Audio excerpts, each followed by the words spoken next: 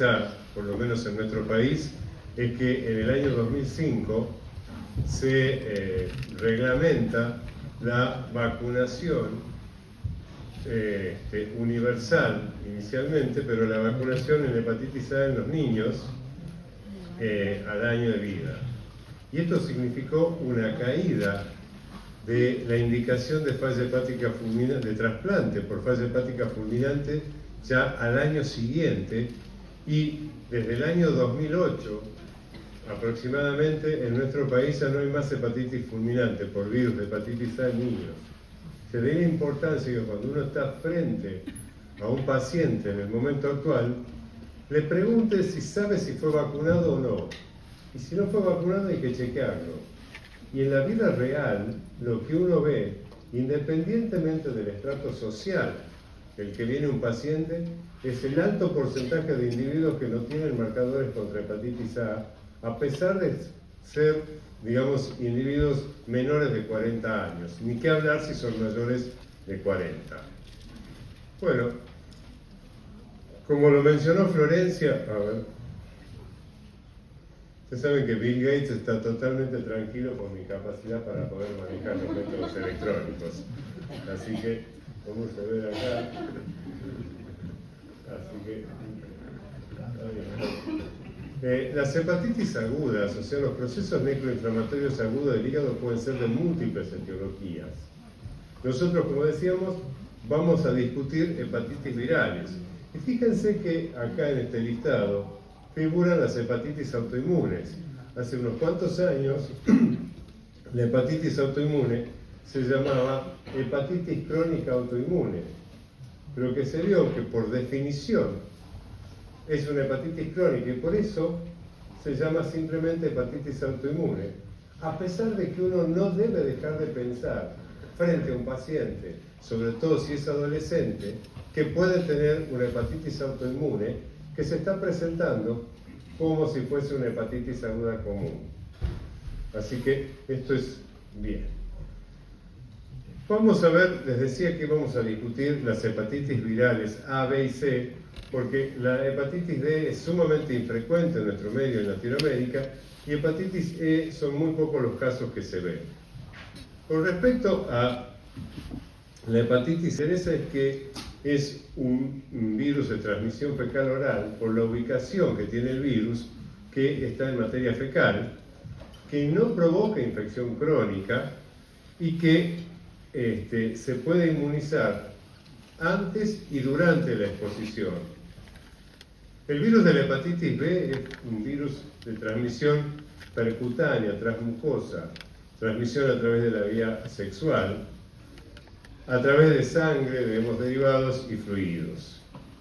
Sí provoca infección crónica, pero es sumamente infrecuente la infección crónica. Es menos en los adultos, es menos del 2%, y en el recién nacido, cuando es la transmisión vertical, está en el orden del 95% o más si no se toman conductas adecuadas. En tanto que el virus de la hepatitis C también se transmite de la misma manera que el virus de la hepatitis B y que también evoluciona la cronicidad, pero este tiene una característica muy particular. Lo habitual, lo característico es la evolución a la cronicidad. La excepción, o lo menos frecuente, es que sea una enfermedad autolimitada. Y lo otro que debemos tener presente son dos conceptos sumamente importantes en relación a estos dos últimos virus. El virus de la hepatitis C, con tratamiento, se puede erradicar absolutamente. Y el individuo que erradica el virus tiene chance de tener curación en el sentido de que retrograde la enfermedad hepática. En tanto, el virus de la hepatitis B, una vez que ingresa al organismo, no se puede erradicar con ningún tratamiento. Por eso, ustedes escucharon a la doctora cuando hablaba que dijo de hepatitis B resuelta. ¿Está? Curada es un término, digamos, casi un deseo, pero es una hepatitis resuelta, porque el virus, el o sea, el triple CD RNA, el circular covalente, el DNAS persiste para siempre en la célula. Y ese es el responsable de que pueda haber incluso hay una persistencia de la replicación viral, mínima, pero la hay siempre aunque se forme el anticuerpo antisuperficie. Bueno, esto de que es un picornavirus y todo lo demás, lo pueden saber 2 minutos y uno después se lo olvida. Lo que interesa es que más allá de que hay múltiples genotipos, la estructura antigénica está altamente conservada y hace que una vacuna sea efectiva contra todas las variantes. Lo mismo en el caso de la hepatitis B, pero no así en la hepatitis C. La hepatitis C, recuerden, no existe, ustedes lo saben, no es necesario que lo recuerden, no hay vacunas. ¿Está? Fíjense este viejo gráfico de la prevalencia, pero que no deja de ser importante. Esto es del CDC. Lo que está marcado en color rojo es las zonas de alta prevalencia. Y todo lo que es América Latina tiene una elevada prevalencia, por eso, digamos, es fundamental la vacunación. Y lo que ocurrió en el año de la pandemia es que bajaron todas las vacunas, a excepción de las vacunas contra el COVID, bueno, que acá llegaron un poco tarde, pero a excepción de todas las vacunas, disminuyó la cantidad de profilaxis que se establecieron. Y eso se vio después.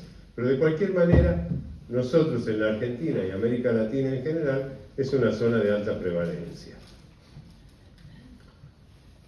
Bueno, ¿cómo se manifiesta una hepatitis aguda, una hepatitis por virus A? Como cualquier otra hepatitis aguda. Hay una sensación de, puede haber anorexia, fiebre, puede haber algo de náuseas, vómitos, disconfort abdominal. Y recordemos siempre que cuando un paciente tiene una hepatitis aguda, lo primero que debemos decirle, una vez que sabemos que es una hepatitis aguda, este es un tip muy importante que lo aprendimos hace muchos años con Florencia. No usar metoclopramida si tiene náuseas y vómitos.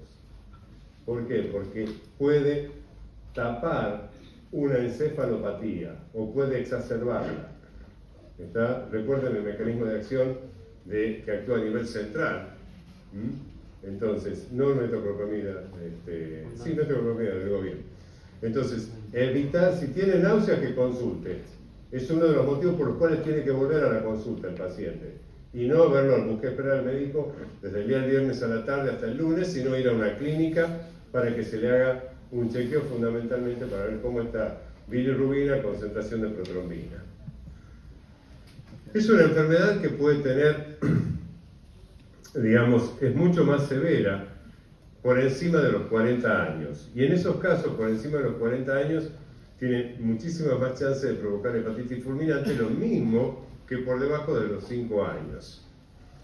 Y tiene una variante colestásica, la falla hepática fulminante, como decíamos, y una forma bifásica o polifásica, es decir, que puede tener como si fuese un repique, un rebrote, y aparecer la ictericia, la coluria y la colia en más de una oportunidad, y uno pensar que el individuo ya está en condiciones de alta. Bien, un dato interesante es que se puede transmitir excepcionalmente por sangre, porque tiene una viremia que dura 6 a 8 horas. Entonces, si alguien hace una donación de sangre y está cursando una asintomática, se puede transmitir y eso está documentado. Si no, bueno, la transmisión fundamental es a través de la vía fecal oral y perinatal. ¿Cuál es la evolución? ¿Qué es lo que uno tiene que pedir? ¿Qué es lo que había mostrado Florencia y le había mostrado antes?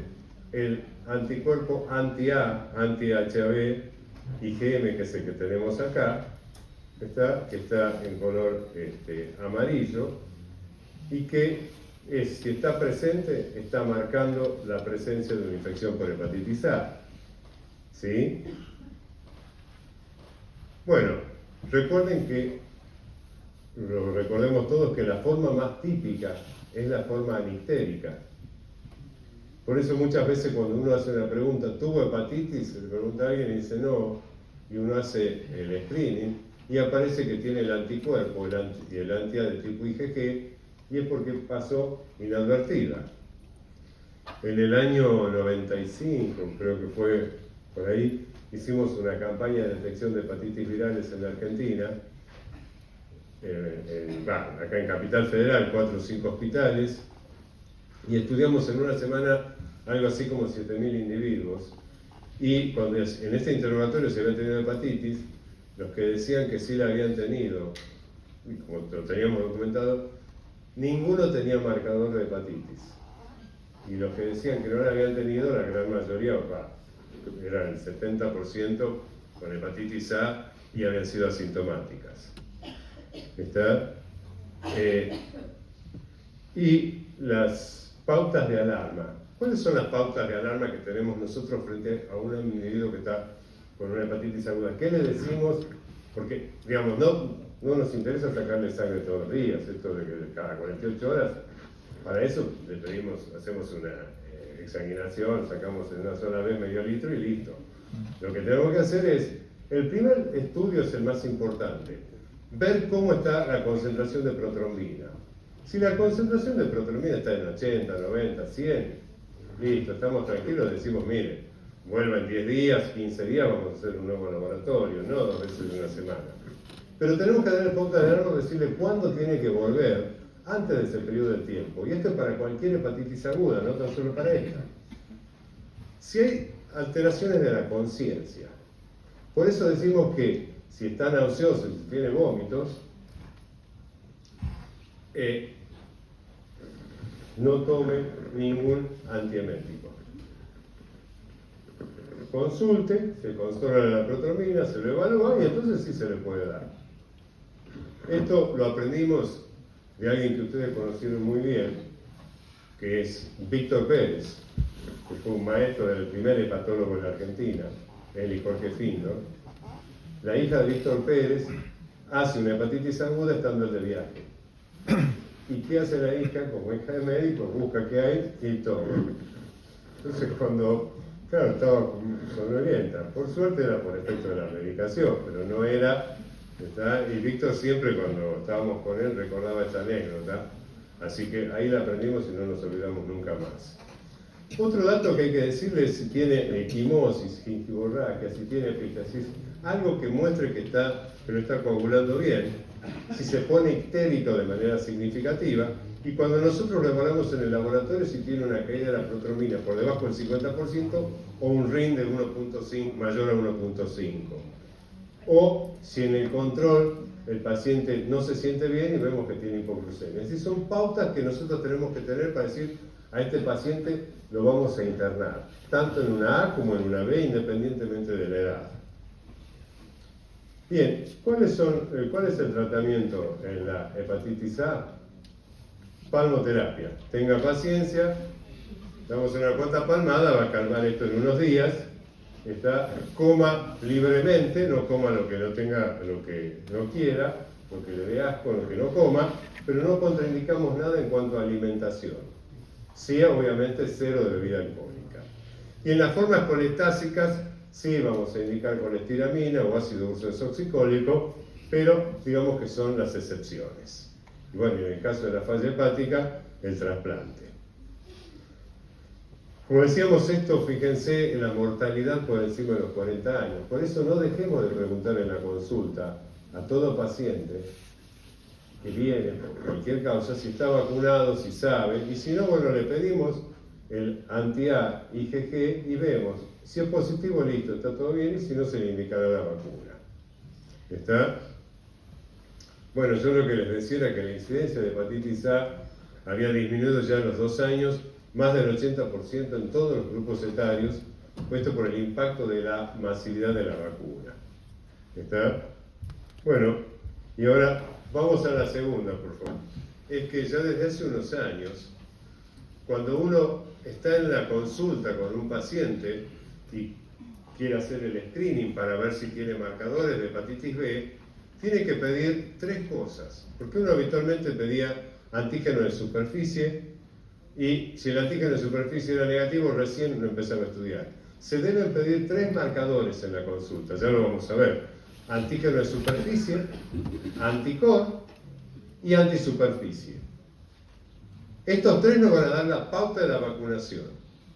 Esto hay que hacerlo, y lo propone y lo remarca incluso la última guía que se publicó en 2017 y el draft y la última guía de la europea, el consenso, la última guía de la europea que se publicó en 2024 y el draft que todavía no se publicó de la americana de INCAD. O sea, los tres marcadores. Antes se indicaba solamente antígeno de superficie. En un momento fue antígeno, pero ahora los tres tenemos que recordar. Bien, este es una característica, decíamos, la doctora lo mencionó cuando estaba hablando de los famosos 10 tips, que me sirvieron mucho, gracias. Que es un virus oncogénico, porque se integra al genoma del huésped. Una vez que se integra al genoma del huésped, va a persistir ahí para siempre. ¿Está? Entonces, si no se logra erradicar del genoma del huésped, va a ser oncogénico, porque lo altera, provoca mutación y facilita el hepatocarcinoma. Por eso se mencionó también que, aunque no tenga cirrosis, hay que chequear porque este es un paciente que puede evolucionar al hepatocarcinoma aún sin cirrosis. Y la evolución a la cirrosis en hepatitis B depende del nivel de viremia. Cuanto más alto es el nivel del DNA, del HBV-DNA, más alto o más elevado es el riesgo de hepatocarcinoma. Hay 10 genotipos, pero lo que interesa en la vida real en relación a los genotipos es muy poco porque tiene poca aplicabilidad práctica. Es útil, pero no se hace en la práctica, como ya vamos a ver. Desde el punto de vista epidemiológico, fíjense acá en la parte de esta acá, se estima que hay alrededor de 250 millones de individuos infectados. En América es de baja prevalencia, pero sobre todo es de elevada prevalencia en el continente asiático y en el continente africano. Y tiene importancia sobre todo por las migraciones. ¿Está? Entonces, todo individuo que viene de la mayoría de una gran cantidad de pacientes que vemos son del sudeste asiático, adultos, porque el primer país que demostró que la vacuna evitaba el contagio en el recién nacido y en los adultos que no estaban infectados fue Taiwán. Fue el primer gran trabajo que demuestra la efectividad masiva de esta vacuna. Nosotros estamos en un país de baja prevalencia. Fíjense, acá está en color celeste la Argentina, hay Chile, una parte de Brasil.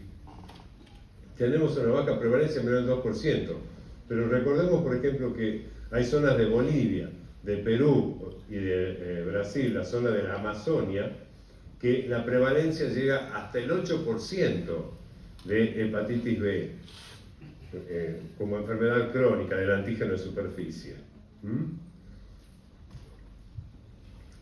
Y lo interesante, digamos, que demuestra la capacidad oncogénica de este virus es que donde hay mayor prevalencia del virus, hay mayor hepatocarcinoma en la población, ¿no? Bueno, la vía de transmisión, como lo habíamos mencionado, sexual, parenteral y perinatal. Y con respecto al diagnóstico, esto es lo que decíamos recién. Esto se publicó en el MMWR en 2023, pero lo toman como propio en 2024 y 2025 las guías americanas y la europea y la americana, que los adultos a partir de los 19 años lo que proponen es al menos una vez en la vida, en población que no tiene el riesgo de contagio, el triple panel, que es superficie, el antígeno de superficie, el anticor total y el antisuperficie. Y cuando hay factores de riesgo, hay que hacer controles periódicos. Población carcelaria, historia de enfermedad de transmisión sexual, o tener más de una pareja. Esto incluye a los dos sexos, ¿eh? No crean que son los varones porque mira, ¿está? Así que nadie tire la primera piedra. Si hay historia de hepatitis C o hay enfermedad por historia de infección por HIV, también se considera población en riesgo. ¿Y a quién se debe hacer? En todos, y aunque no sea una población en riesgo, es en todos los embarazos. En cada embarazo en el primer trimestre hay que hacerlo. ¿Está? Esto lo hacen de rutina para B y para C los obstetras que hacen embarazos de alto riesgo como especialidad, pero debería ser una práctica común a todos. Bien, ¿cómo hacemos el diagnóstico serológico y de laboratorio? Más allá de las manifestaciones clínicas que mencionamos para una hepatitis aguda, porque es el común para cualquiera. Para cualquier enfermedad inflamatoria aguda del hígado, las manifestaciones son similares. Entonces, antígeno de superficie es positivo. El anticor IgM siempre es positivo en una hepatitis aguda, aunque sea en un periodo muy corto de tiempo. ¿Por qué? Porque como es un mecanismo inmunológico, puede haber una gran reacción inmunológica, gran deterioro, gran lesión hepática y el core IgM rápidamente negativizarse. Antígeno E, que es positivo inicialmente porque es marcador de replicación viral, y el anti-E cuando tiene buena evolución, que a las 12 semanas ya es habitual que aparezca el anticuerpo anti-E en bajo título, y eso significa que tiene una buena evolución. Por eso no pedimos todas las semanas ni todos los meses los marcadores virales. Vamos a pedir recién el anticuerpo anti-E en la semana 12, porque ahí es cuando nosotros vamos a empezar a ver para dónde está dirigiendo, si se va a comportar como la gran mayoría de los casos como aguda, o si va a evolucionar a la cronicidad. Obviamente las enzimas hepáticas en una hepatitis aguda van a estar elevadas, habitualmente a predominio de ALT sobre AST, y la concentración de protrombina en la gran mayoría de los casos es normal, lo que nos está hablando de una buena función hepática, y si está alterada, bueno, significa que es un proceso mucho más agresivo, y ahí, digamos, tendremos que tomar las pautas correspondientes.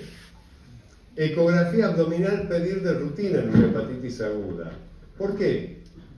Porque si ese paciente que tiene una hepatitis aguda que parece típica tiene ascitis, bueno, ojo, aunque sea poca la cantidad de líquido, es un paciente para mirarlo muy de cerca, que puede estar evolucionando a una enfermedad crónica, o puede tener una enfermedad hepática previa sobre la que se agregó una hepatitis viral. Por eso, todo paciente que tiene, como ustedes ven, síndrome metabólico, digo ustedes porque nosotros vemos fundamentalmente el que tiene el hígado graso. Recordemos esto, el 30% de la población en nuestro país tiene hígado graso, y síndrome metabólico mucho más. Y yo preguntaría, digamos, ¿cuántos de nosotros pedimos cuando vemos en el consultorio un hígado graso, un síndrome metabólico, los marcadores virales? No lo hacemos habitualmente para vacunarnos de A y de B. Pero si esos pacientes que tienen una enfermedad hepática crónica, aunque sea una esteatosis simple, adquieren una infección por virus B o por virus A, que son las prevenibles, lo mismo por C, pero no prevenibles, son pacientes que tienen alto riesgo de tener una enfermedad hepática complicada. Por lo tanto, tenemos que acostumbrarnos, meternos en la cabeza que en los pacientes diabéticos, en los pacientes con obesos, síndrome metabólico en general, tenemos que hacerlo. Pedir los marcadores para vacunarnos. Y la ecografía abdominal nos sirve también para identificar una hepatopatía crónica sobre la que se agregó una hepatopatía aguda. No es necesario hacer la biopsia hepática y tampoco ningún método como FibroScan o elastoresonancia para evaluar la fibrosis. Quizás lo que me parece rescatable y lo que se está imponiendo en este momento, estos son los marcadores que habíamos visto recién, ¿no? Todo individuo que tiene superficie positivo y anticor positivo, vamos a pedirle el anticor IgM, que se negativiza tardíamente, pero se negativiza, el E y el anti-E, antígeno E y anticuerpo anti-E, para definir la fase de la enfermedad, Y el DNA viral cuantitativo es importante porque es un marcador pronóstico. Decíamos que el HBV-DNA cuantitativo, cuanto más elevado está en una infección crónica, mayor riesgo de hepatocarcinoma. Es un estudio muy viejo, el REVEAL Study, que mostró que los pacientes que respondían al tratamiento con la mibudina en aquella época eran los pacientes que disminuían significativamente la chance de desarrollo de hepatocarcinoma versus los no respondedores o no tratados. ¿Está? Y lo que se jerarquiza mucho ya en los últimos años es el antígeno de superficie cuantitativo, porque tiene valor pronóstico. Cuanto más baja el antígeno de superficie cuantitativo, mejor pronóstico para ese paciente en el tratamiento de la enfermedad hepática crónica. Y en realidad, digamos, el paciente ideal para suspender el tratamiento, cosa que no se hace así, y se propone que sea así, es aguardar la negativización del antígeno de superficie, o al menos que esté por debajo de 1000. Bueno, el genotipo del virus de hepatitis B, decíamos recién que tiene mayor riesgo alguno de las variantes, pero, y para estratificarlo en la terapia, pero eso es muy de especialista. ¿Está? Y siempre recordar que cuando uno ve a un paciente con una hepatitis B, hay que pedir la C y la A, y viceversa. ¿Está? Lo mismo que el HIV. Bien, en la hepatitis aguda lo que interesa es la caída precoz del antígeno de superficie, pero más precoz era lo que decíamos en la semana 12, el del antígeno E. El antígeno E se negativiza en semana 12, listo, démosle la mano al paciente, vamos a brindar por ahora sin bebida alcohólica, pero vamos a brindar porque va a tener una buena evolución. ¿Está? Que le lleve el champán a ustedes. Y, digamos, lo importante es que se va a formar el anticuerpo antisuperficie, le va a quedar la cicatriz del anticuerpo IgG para siempre, o por lo menos muchísimos años, pero la aparición del anticuerpo antisuperficie significa hepatitis aguda B resuelta y no infectiva. ¿Está? Ese es el concepto desde lo epidemiológico y lo práctico. ¿Está? A pesar de que todavía se va a encontrar DNA viral positivo durante un par de años, pero lo que nunca tenemos que pedir, porque no se justifica, es el DNA viral, el HBV-DNA, en el diagnóstico de una hepatitis aguda, porque no nos va a cambiar para nada la interpretación. Bueno, y entrando en la hepatitis crónica, fíjense que son los mismos marcadores, pero acá lo que tenemos es el anticuerpo IgG, que está positivo como expresión de cronicidad, y lo que define cuando decimos hepatitis crónica es el antígeno de superficie. El antígeno de superficie en un individuo que hace una hepatitis aguda y ese antígeno persiste 6 meses, en el 6º mes de evolución, listo, sello diagnóstico hepatitis crónica. Es excepcional que después revierta. Recordemos eso. Antígeno de superficie que persiste 6 meses, hepatitis crónica. Existen dos variantes de hepatitis crónica, dos grandes grupos, antígeno E positivo y antígeno E negativo, ya vamos a ver. Bueno, el DNA viral va a ser detectable, la ecografía abdominal normal o alterada, el FibroScan sí vamos a pedirlo, y es un FibroScan que va a estar alterado o normal, va a depender del grado de fibrosis hepática. Podemos pedir también una elastorresonancia, pero es muchísimo más caro y nos va a dar la misma información. Y son muy pocas veces en las que uno pide la biopsia hepática en hepatitis B. ¿Está? Bien, ¿cuál es la historia natural de esta enfermedad? Fíjense, acá en este gráfico está remarcado. Hacia la izquierda el recién nacido, ¿está? Y en el extremo distal los niños mayores y de la derecha de ustedes, niños mayores y adultos. Cuando la infección se produce en el recién nacido, la tasa de cronicidad es del orden del 95%. Si la infección se produce en esta fase, bueno, se produce En esta fase, en niños mayores y adultos, las chances de cronicidad son mucho menores, son menores al 5%. Y en los adultos, menores del 2% incluso. Y las manifestaciones clínicas aparecen a partir de los 5 o 7 años, y en los adultos es mucho más marcada las manifestaciones. Esta clasificación o fase de la hepatitis crónica B es un mix, perdón, esta no es, esta es la clasificación, las fases clásicas.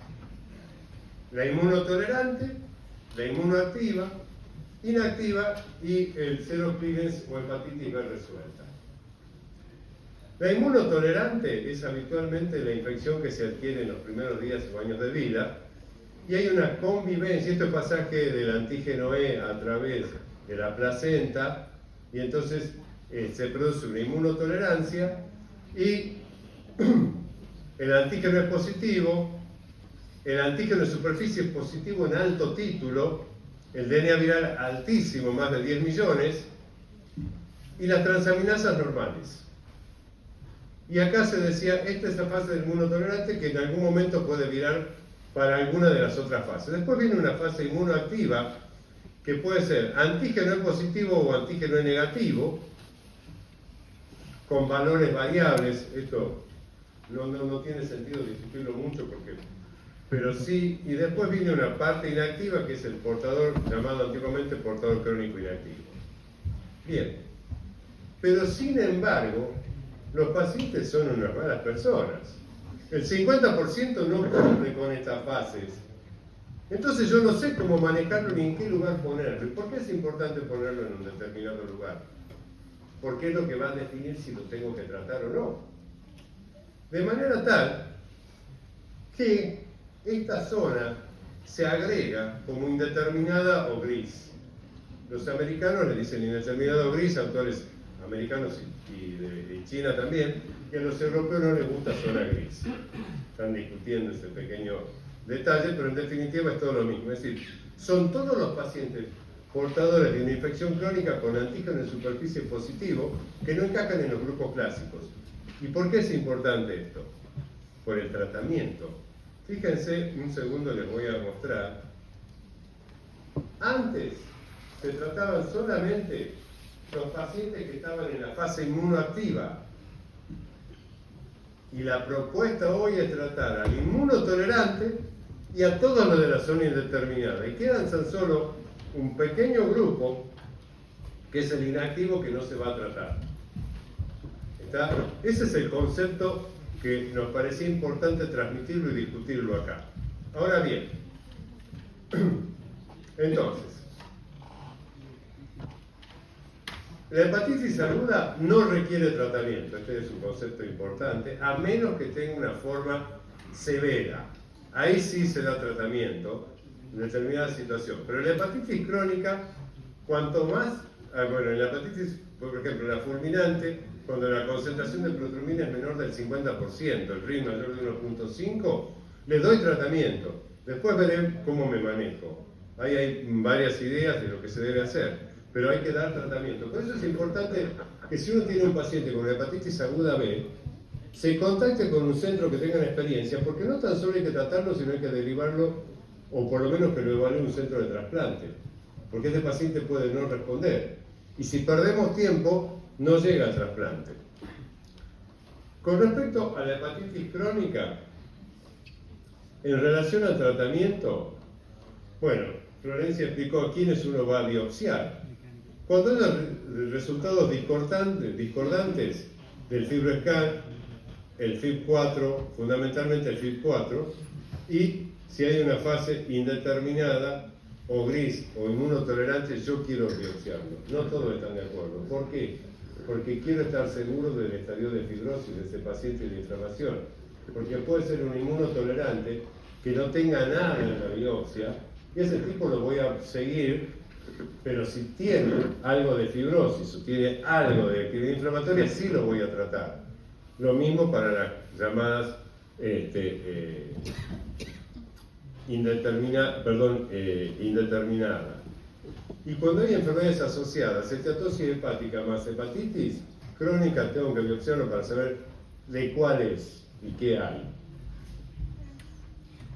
Dentro de los nuevos elementos, digamos, dentro de las nuevas guías o sugerencias de tratamiento de consenso, por primera vez la de la OMS nos parece la más práctica. ¿Por qué? Porque la OMS dice, tratar a todo individuo que tenga un DNA viral mayor de 2000, si no tiene cirrosis, y las transaminasas que estén por encima del valor normal. Entendiendo como normal 30 en el varón y 19 en las mujeres. Con score, fíjense, con un APRI mayor de 2 o FibroScan mayor de 7, el APRI para cirrosis mayor de 1, FibroScan mayor de 12. Eso es tratamiento. Y cuando haya enfermedades concomitantes severas, o sea, presencia de coinfección con el virus C, comorbilidades como diabetes, enfermedad de esteatosis hepática, y inmunosuprimidos o que tengan manifestaciones extrahepáticas. Esto simplifica muchísimo, porque hay drogas que se pueden usar fácilmente y son de fácil manejo, muy pocos efectos adversos y con buena respuesta al tratamiento. Esto es el esquema que propone la europea, ¿no es cierto? Si el paciente tiene fibrosis avanzada, que sea F2 o más, recuerden, F0 normal, lo mostró Florencia, F0 normal, F4 cirrosis. Y en el medio está 1, 2 y 3.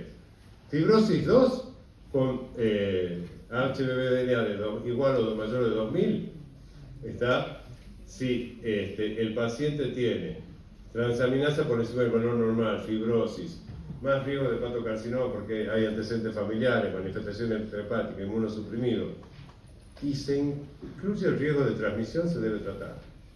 ¿Está? Si el paciente tiene DNA viral y las enzimas hepáticas están elevadas, busquemos otra causa, porque puede ser otra causa que no la estamos sospechando. Digamos, esto como criterio terapéutico. ¿Está? Y si el paciente tiene fibrosis avanzada con DNA viral positivo y fibrosis avanzada en estadio de cirrosis, tratamiento directamente. ¿Está? O sea que ya está, se simplificó mucho el tratamiento de hepatitis C, nos olvidamos prácticamente de todas las fases si queremos, no somos especialistas y estamos, no sé, a 200 kilómetros de un centro de hepatología. Bueno, tenemos esos datos, empezamos a tratarlo y discutiremos con el hepatólogo por teléfono cuándo suspender el tratamiento. ¿Está? Este es el trabajo clásico, digamos, se publicó en el 23, son 800 y tantos pacientes que están en la fase indeterminada, como pueden ver, y que el 90% son del sudeste asiático y el resto es de Europa y Estados Unidos, los centros, son 15, 14 centros, y lo que se fijan es que los pacientes no tratados, fíjense, a los 15 años la incidencia de hepatocarcinoma es casi un 20%, en tanto que los tratados un 9%. O sea que el indeterminado que nosotros, bueno, no había que tratarlo, no, sí hay que tratarlo. ¿Está? Este para mí es uno de los conceptos más importantes. El objetivo del tratamiento, ya voy a ir terminando para poder hacer un caso clínico hasta las 8, ¿verdad? Mejorar todos los parámetros, pero el objetivo final ideal es la pérdida del antígeno de superficie. ¿Está? Hay una serie de adicionales y lo que es importante es que tenemos fármacos que son entecavir, tenofovir y tenofovir alfenamida que se pueden utilizar, son los que tienen alta barrera genética que no generan resistencia. ¿Qué es una selfie o está sacando la foto para acá, doctora? Perdón. No, perdón, si te estaba sacando para mí, me pongo en pose. Si una selfie la dejo tranquila. ¿Está? Bueno.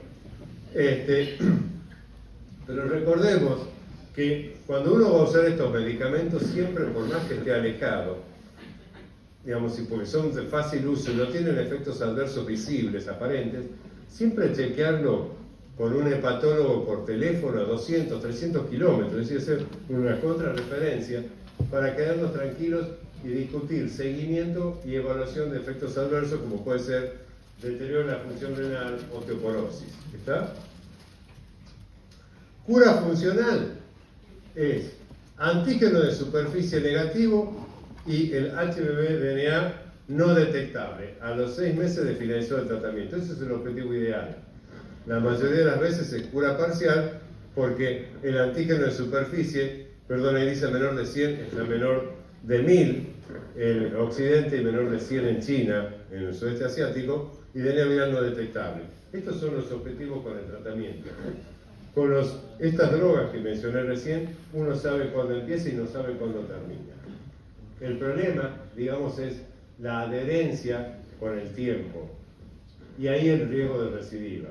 Por esto, digamos, uno no es que hace una receta o hace la receta electrónica por 12 meses y le dice volver en 12 meses. No, hay que verlo al paciente con cierta periodicidad, hay que pedirle estudios interinos, en fin, hay que seguirlo al paciente. Por eso decía de que uno puede hacer el diagnóstico, discutirlo con el hepatólogo, tratarlo y ir discutiéndolo en la medida que el proceso avanza. ¿Está? Bueno, esto es muy de hepatólogo, esto es para otra charla que tuve, así que no nos vamos a meter. ¿Está? Simplemente, fíjense la respuesta viral. Está el DNA ya a los 10 años de tratamiento, puede ser de 2 años a 10 años, y todos están por arriba del 70 y llegan al 99, 97, 95%. O sea que es una enfermedad que puede ser controlada. Eso es lo importante. ¿Está? Y para concluir entonces, bueno, el tratamiento va a producir, independientemente del estadio de hepatitis crónica o de cirrosis, una disminución significativa de la descompensación hepática, muerte por hepatopatía y cáncer de hígado. Lo ideal es lograr la supresión sostenida de la replicación viral con el antígeno de superficie negativo. Y recordemos este concepto: el nivel del DNA viral, del HBDNA, correlaciona con el riesgo de progresión, descompensación, muerte y hepatocarcinoma. Por eso es tan importante tratar a estos pacientes. Muchísimas gracias.